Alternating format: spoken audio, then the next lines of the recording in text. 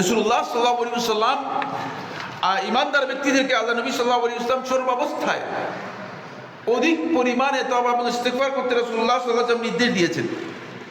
ফলে এটা রাসূলুল্লাহ সাল্লাল্লাহু আলাইহি ওয়াসাল্লামের কাছে সবচেয়ে গুরুত্বপূর্ণ বিষয় যে আমরা যেন সর্বাবস্থায় তওবাটা আল্লাহর সাথে তওবা বান্দাকে সম্পর্কিত করে, এই কারণে বান্দা আল্লাহ রাব্বুল আলামিনের কাছে তওবা এবং ইস্তিগফার করবে।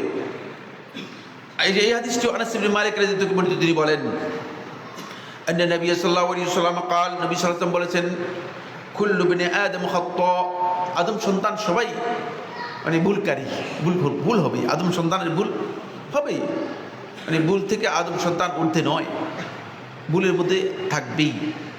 ওয়া খায়রুল খাত্তাঈন আত-তাওয়াবুন, সুতরাং ওই ভুলকারী আদম সন্তানদের মধ্যে সবচেয়ে শ্রেষ্ঠ হচ্ছে তারাই যারা ভুল হওয়ার পরে, কোনো কারণে ত্রুটি হয়ে যাওয়ার পরে আল্লাহ রাব্বুল আলামিনের কাছে আবার তওবা করে ফিরে আসে, আল্লাহর কাছে তওবা করে ফিরে আসে।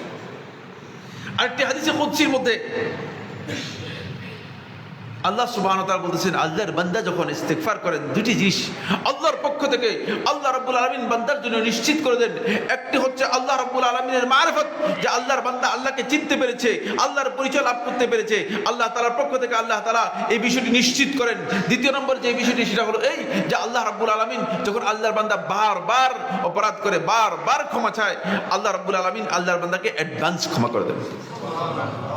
আর তোমার তওবার দরকার নেই। আল্লাহ রাব্বুল আলামিন বলেন যে ই'মাল মা শি'ত, তুমি যা খুশি তা করো, ই'মাল মা শি'ত কাদ গাফারতু লাকা, তোমাকে আমি ক্ষমা করে দিলাম পুরোটাই, তোমাকে আমি পুরোটাই ক্ষমা করে দিলাম। কারণ তোমার আর এখন মানে বারবার তুমি আমার কাছে চাওয়ার দরকার নেই, তুমি আমাকে চিনে গেছো, আমার মারিফত তোমার হাতে হয়ে গেছে, তুমি বুঝতে পারছো যে তোমার রব আছে, যে রব গুনাহকে ক্ষমা করতে পারে, সুতরাং আর তুমি যাই খুশি তাই কর, তোমাকে অ্যাডভান্স ক্ষমা করে দিলাম, অ্যাডভান্স ক্ষমা করে দিলাম।